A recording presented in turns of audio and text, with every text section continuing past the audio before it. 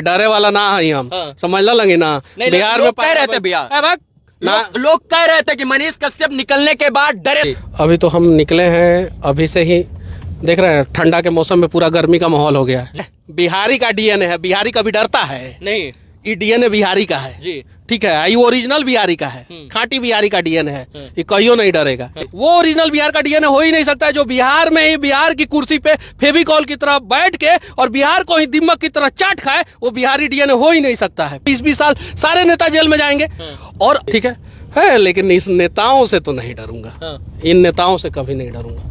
आपको नहीं लगता है कि आपको इतना दिन जेल में रहना और ये एनएसए जैसी धाराएं आपके ऊपर लग जाना ये नेताओं की ही करतूत है? कहीं उनका भी हाथ हो सकता है? हाथ हो सकता है, उनका हाथ, पांव, टांग, आंख, नाक, मुंह, गर्दन, गला सब उन्हीं का है, तभी जाके मेरे ऊपर रहने से लगा।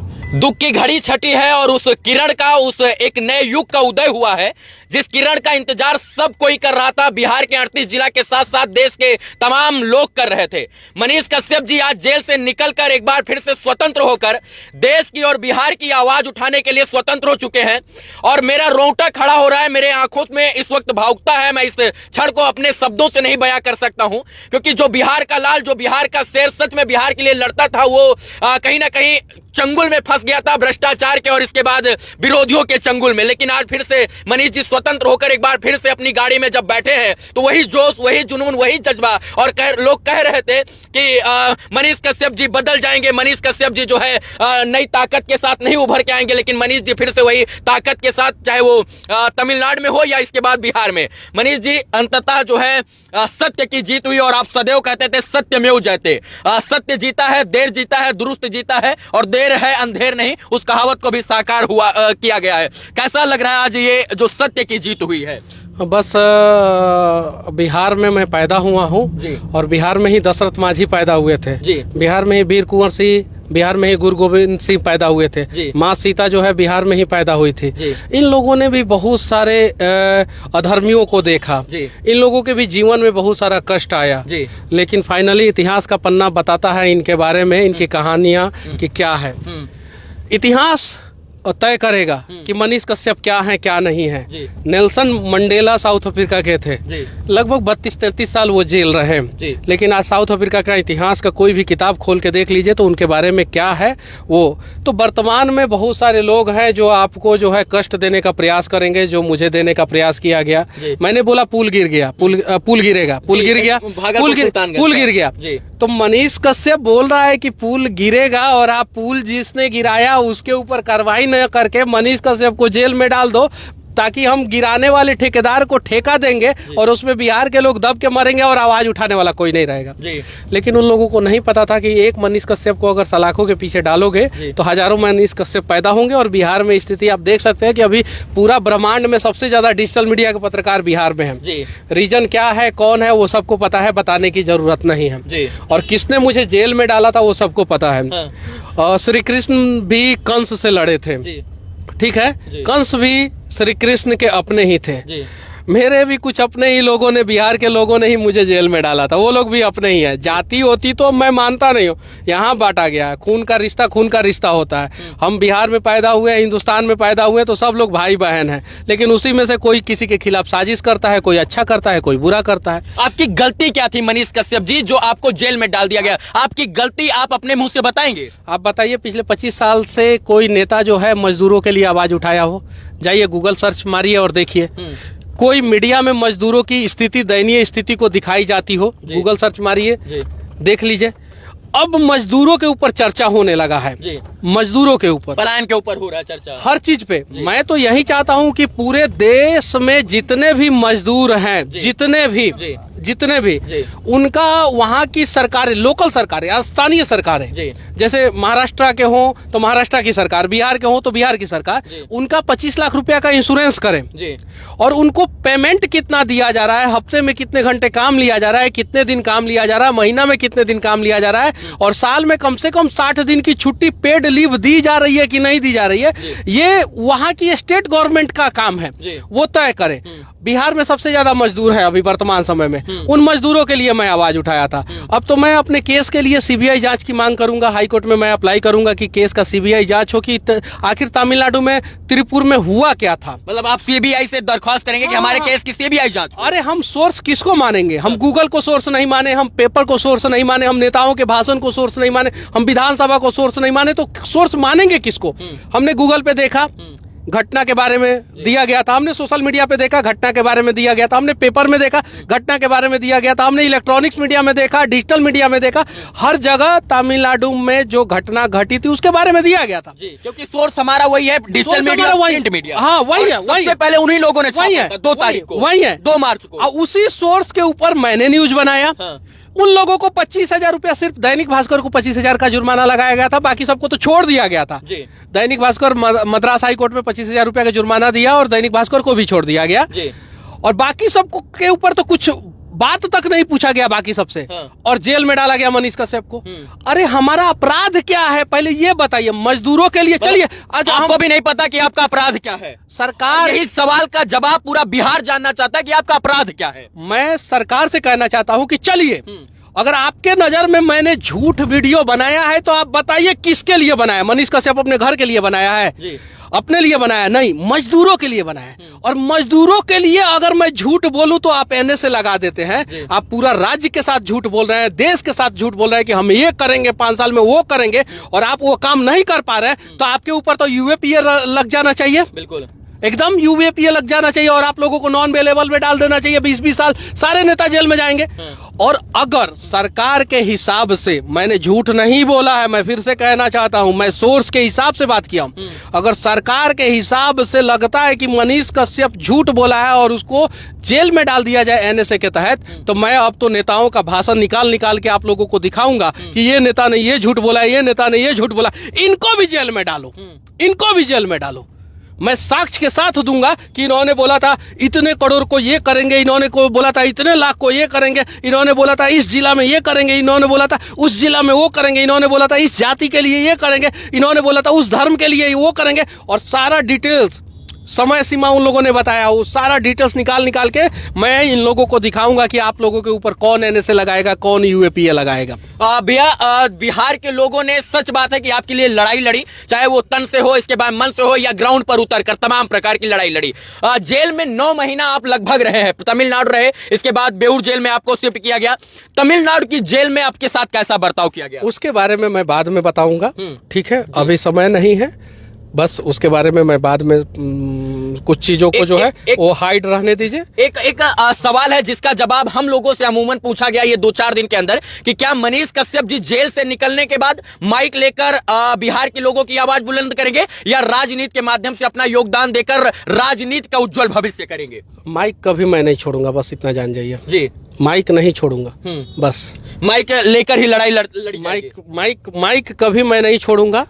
और मैंने जो सिविल इंजीनियरिंग की पढ़ाई की है जी, उसको भी मैं कभी नहीं भूलूंगा जी। बस इंफ्रास्ट्रक्चर को मजबूत करना है तो सिविल इंजीनियर की सख्त जरूरत होती है, और मैंने सिविल इंजीनियरिंग किया है। और देश से भ्रष्टाचार को मिटाना है तो माइक की सख्त जरूरत है, और मैं माइक उठा ही लिया हूँ, और ये 2 चीज मैं कभी नहीं छोड़ने वाला हूँ। एक और आपका जो बड़ा बयान जेल जाने से पहले वायरल हुआ था कि हम 180 दिन के अंदर सत्ता परिवर्तित कर देंगे, सरकार गिरा देंगे, उसको लेकर भी लोगों के अंदर काफी जो है मन में चल रहा है कि क्या उन चीजों के ऊपर कैसे बात होगी? देखिए, आज पहला दिन है, आज इन सब चीजों पे मैं नहीं बात करना चाहता हूँ जी। बस इतना जानिए कि कंस, रावण और दुर्योधन का अत्याचार ज्यादा दिन तक नहीं टिक पाया। ये तीनों द्वापर, त्रेता और सतयुग, ठीक है, ये तीनों जो है उसमें खत्म हुए। अभी कलयुग में भी वैसे बहुत सारे लोग हैं, उनका भी आतंक खत्म होगा, उनका भी अत्याचार खत्म होगा, उनका भी भ्रष्टाचार करने वाले लोगों का भ्रष्टाचार खत्म होगा। आज नहीं तो कल नया सवेरा बिहार में भी जरूर होगा।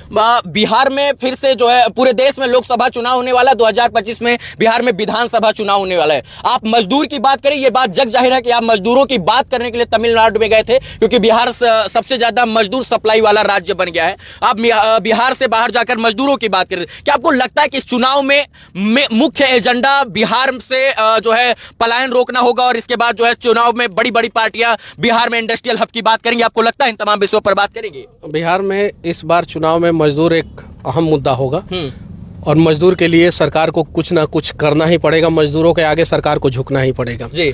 इस बार किसी भी हाल में कोई भी सरकार हो, भाजपा हो, कांग्रेस हो, आरजेडी हो, जदयू हो, कोई भी सरकार हो, सपा हो, कोई भी, जिसको भी बिहार में चुनाव लड़ना है, जिसको भी, उसको मजदूर के लिए कुछ ना कुछ करना होगा। जिसको चुनाव जीतना है उसको मजदूर के लिए कुछ ना कुछ करना होगा, सिर्फ बात नहीं, जमीन पे कुछ ना कुछ करना होगा। और मजदूर जो है इस बार चुनाव में अहम मुद्दा रहेगा। एक और बात की तमिलनाडु, इसके बाद चेन्नई, हैदराबाद, दिल्ली, मुंबई, हरियाणा, मध्य प्रदेश में तमाम जगह पर इंडस्ट्रियल हब है भैया। बिहार में इंडस्ट्रियल डेवलपमेंट क्यों नहीं हो रहा है? भी हम लोग बाद में बात करेंगे, धीरे धीरे सारी चीजों पे बातचीत करेंगे जी। अभी तो हम निकले हैं, अभी से ही देख रहे हैं ठंडा के मौसम में पूरा गर्मी का माहौल हो गया है। देख लीजिए आप, टेम्परेचर बाहर जाके देखिए, बाहर टेम्परेचर बढ़ गया अभी जी। तो तापमान बढ़ेगा धीरे, टेम्परेचर विरोधियों के अंदर भी बढ़ गया है। हाँ, तो तापमान बढ़ेगा धीरे धीरे। और हाँ, डरे वाला ना है हम, समझ लगे ना। बिहार में कह रहे थे भैया, लोग कह रहे थे कि मनीष कश्यप निकलने के बाद डरे सहमे नजर आए। बिहारी का डीएनए है, बिहारी कभी डरता है नहीं, ये डीएनए बिहारी का है जी। ठीक है, ये ओरिजिनल बिहारी का है, खाटी बिहारी का डीएनए है, ये कहियो नहीं डरेगा। एक बात है, डीएनए पे बात करने वाले लोग आए ना, आए, हम बताते हैं कि डीएनए ओरिजिनल बिहार का क्या होता है। जो किसी के लिए भी अपना तन कटाने के लिए तैयार रहे, वो ओरिजिनल बिहार का डीएनए है। जो सीमा पे देश की सुरक्षा करे, वो ओरिजिनल बिहार का डीएनए है।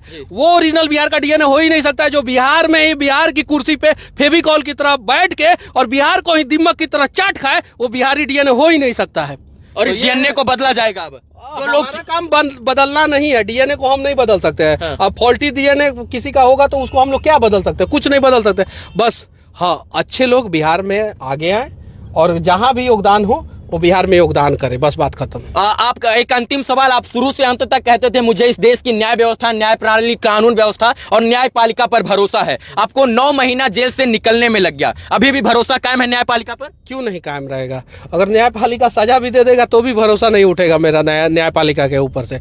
और सारिका बहारिया जज है, मुझे उनके बारे में नहीं बोलना चाहिए, लेकिन मैं बोल रहा हूँ एक उनके बारे में बात। जब मैं तमिलनाडु से आया था तो उन्होंने कोर्ट में बोला था कि अब मनीष कश्यप को बेऊर भेजा जा रहा है जी। और तो फिर किसी ने विरोध किया तो उन्होंने बोला कि बेऊर भेजा जा रहा है, बेऊर मतलब बेऊर भेजा जा रहा है जी। उसके बाद से मेरे आंखों में आंसू था। हाँ, मैंने वो कोर्ट से निकलते हुए उस आंखों को बिहार के तमाम लोगों ने देखा। वो डर का आंसू नहीं था जी, वो न्यायपालिका पे भरोसा का आंसू था, उम्मीद का आंसू था। ऐसे हजारों नहीं लाखों सारिका बहारिया जैसे जज हैं जो सच देखते हैं जी, सच के हिसाब से फैसला लेते हैं जी। मैं धन्यवाद देना चाहता हूं ऐसे ऐसे लोगों को। मुझे मीडिया के सामने नहीं बोलना चाहिए, लेकिन उन्होंने सच देखा और उन्होंने मुझे बेऊर भेजा जी। अब एक जेल से छूट के मैं जेल में आया तब मेरे आंखों में आंसू था। अब सोचिए आगे जो होगा, जज जो भी फैसला दे, जो भी जिस कोर्ट में भी मेरा केस हो, जो भी फैसला दे, मैं जज के फैसला के ऊपर मैं सवाल नहीं उठाऊंगा, कभी भी नहीं उठाऊंगा। ठीक है, लेकिन इस नेताओं से तो नहीं डरूंगा, इन नेताओं से कभी नहीं डरूंगा। आपको नहीं लगता है कि आपको इतना दिन जेल में रहना और ये एनएसए जैसी धाराएं आपके ऊपर लग जाना, ये नेताओं की ही करतूत है? कहीं उनका भी हाथ हो सकता है? हाथ हो सकता है, उनका हाथ, पांव, टांग, आंख, नाक, मुंह, गर्दन, गला सब उन्हीं का है। तभी जाके मेरे ऊपर एनएसए लगा।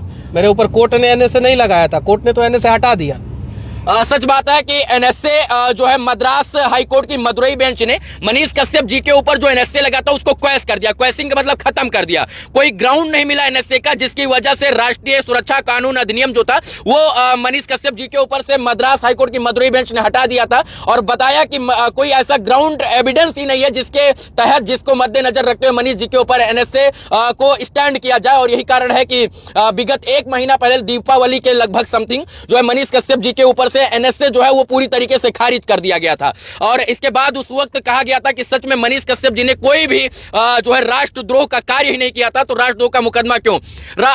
तमाम लोग हैं जो देश के विपरीत जाकर भी देश को में लड़ाने का, दंगा फैलाने का, हिंदू मुस्लिम कराने का, हिंदू मुस्लिम को लड़ाने का के नाम पर जो है जातीय उन्माद फैलाते हैं, धार्मिक उन्माद फैलाते हैं, उनके ऊपर एनएसए नहीं लगता है। आप मजदूर की बात की, आपके ऊपर एनएसए लग गया। मैं जेल में था, मदुरई जेल में था मैं जी। टाइम्स ऑफ इंडिया मैं पढ़ता था। मैं बहुत सारा अखबार पढ़ता था, जितना भी इंग्लिश अखबार आता था, हिंदी तो आता नहीं था वहाँ पे। जितना भी इंग्लिश अखबार, the Hindu, times of India, Deccan Chronicle और भी बहुत सारा अखबार था, इंडियन एक्सप्रेस, ये सब पढ़ता था तो बिहार का खबर देता था। उस बीच में बिहार में बहुत सारा दंगा हुआ, बेगूसराय में हुआ और भी बहुत सारे जगहों पे। उन लोगों के ऊपर NSA क्यों नहीं लगाया गया जो दंगा किया बिहार में?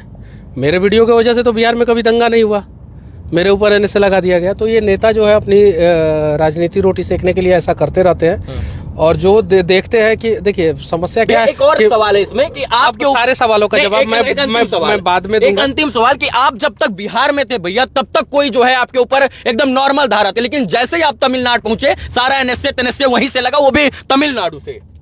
देखिए तमिलनाडु गवर्नमेंट को जो है मेरे से तो कोई मतलब ही नहीं था, मेरे बारे में तमिलनाडु गवर्नमेंट जानता भी नहीं था। यहाँ से जो आदेश हुआ वो वहाँ पे पालन हुआ जी, बस इतना ही कहूँगा। और बाकी सारे सवालों का जवाब मैं बाद में दूंगा। और मेरे ऊपर ये लोग केस करते रहे, कोई डर नहीं है मुझे, ठीक है। ये लोग मेरा कुछ नहीं उखाड़ सकते हैं, बस इतना ही जानता हूँ मैं, कुछ नहीं। और मेरा भाषा ऐसा ही रहेगा, ऐसा नहीं है कि मनीष कश्यप डर जाएगा, ये सब वो सब ऐसा वैसा। ये देश को नोच के खाने वाले लोगों के लिए हम लोग सभ्य भाषा का इस्तेमाल करें। अरे आई लोग असभ्य तरीके से जो है बिहार को लूटते रहे, और उसके लिए जो है अटल बिहारी वाजपेयी का मैं एक किताब पढ़ रहा था जी। उसमें लिखा हुआ था कि सरकार के तर्कस में अनेकों तीर होता है जो पत्रकारिता को कभी भी दबा सकता है। मेरे मैं जेल में वो किताब पढ़ा। और हरिशंकर परसाई एक राइटर है, उनका मैं किताब पढ़ रहा था, भीगता हुआ स्वतंत्रता और ठिठुरता हुआ गणतंत्र। जब वो किताब आप लोग पढ़िएगा तो उसमें एक्चुअल मायने पता चलेगा कि पत्रकारिता को कैसे दबाया जाता है, और आज़ादी का मकसद मतलब क्या है, और गणतंत्र का मतलब क्या है। तो मैं बोलूँगा जितने भी पत्रकारिता लोग कर रहे हैं, कभी समय मिले तो कुछ किताबें पढ़िए ऐसे ऐसे महापुरुषों का।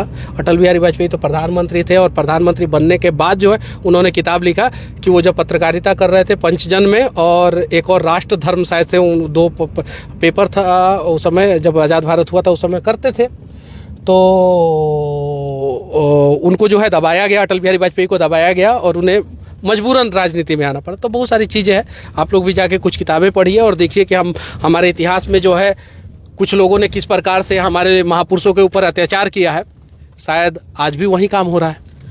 चलिए, मनीष जी थे, जेल से निकलने के बाद ये हम लोग इंटरव्यू शूट कर रहे थे। उस 10 महीने की बातों को इस 10 मिनट के वीडियो में, 20 मिनट के वीडियो में हम लोग नहीं बता सकते हैं, लेकिन इतना ध्यान रखिए मित्रों कि जो लोग कह रहे थे कि मनीष कश्यप जी डर गए हैं, सहम गए हैं, आंख खोलिए और आंख के ऊपर से ऐनक हटा कर देखिए, मनीष कश्यप जी उसी फितरत, उसी जोश, उसी जुनून, उसी जज्बे के साथ आज भी बिहार की इन सड़कों पर जब निकले हैं तो बिहार की सड़कें बोल रही है कि हमें मनीष कश्यप की जरूरत है। और इसलिए जरूरत है क्योंकि अगर सच में किसी ने बिहार के लिए लड़ाई लड़ी और बिहार में लड़ाई लड़ने का आगाज किया पत्रकारिता के माध्यम से, तो वो मनीष कश्यप थे। और इनको देख देख कर हम जैसे तमाम युवा जो है माइक लेकर जब रोड पर उतरे तो कहीं ना कहीं इस बात का संकेत दिए कि हम लोग लड़ाई लड़ने के लिए आए हैं। आज मनीष कश्यप जी एक बार फिर से बिहार के लोगों के बीच में, बिहार के जनता के बीच में जाति पात धर्म मजहब भेदभाव से ऊपर उठकर आज फिर से लड़ाई लड़ने का काम शुरू करेंगे। और जेल से निकलकर इस वक्त जो है दशरथ मांझी के यहाँ जा रहे हैं, जो माउंटेन मैन जिनको कहा जाता है। अपनी मां से मिलने से पहले दशरथ मांझी जी के यहाँ जा रहे हैं। और ये जो जज्बा है इसको सलाम है, क्योंकि जिस प्रकार से 9 महीना कोई जेल में रहे, 9 दिन कोई जेल में रह जाता है तो उसका हौसला जुनून सब कुछ टूट जाता है। लेकिन जिस प्रकार से मनीष कश्यप जी 9 महीना 10 महीना बाद भी जेल से निकलने के बाद उसी हौसले के साथ आगे बढ़ रहे हैं, ये बताता है, ये दर्शाता है कि बिहार में एक नए युग की क्रांति की शुरुआत है। और उस क्रांति का नाम मनीष कश्यप हो सकता है, क्योंकि जिस जज्बे के साथ ये आगे बढ़ रहे हैं। और आज जिस प्रकार से मैंने बेऊर जेल के सामने लाखों लोगों की भीड़ देखी, हजारों लोगों की भीड़ देखी, उस बात को मैं दावे के साथ कह सकता हूं कि बिहार में एक नए युग की शुरुआत हो चुकी है। और आज की सुबह की पहली किरण जो थी वो ऐतिहासिक किरण थी, और ये ऐतिहासिक किरण इतिहास के पन्नों में जरूर दर्ज होगी। ये ऐतिहासिक मर्तबा था जब किसी पत्रकार के लिए इतनी लोग जो है जेल के बाहर खड़े होकर 2 दिनों से इंतजार कर रहे थे, और अंततः सबके इंतजार की घड़ियों का जो अंत था वो उसका अंत हुआ। बाकी मनीष जी थे, हम लोग इस तमाम विषयों पर बात कर रहे थे। उम्मीद है कि ये वीडियो आपको अच्छा लगा होगा, और इनके जो 9 महीने का संघर्ष था वो हम इस शब्दों में नहीं बयां कर सकते। आप लोग तमाम लोग इन लोगों का सहयोग कर रहे थे। बहुत बहुत धन्यवाद इस वीडियो को देखने के लिए मित्रों। जय हिंद।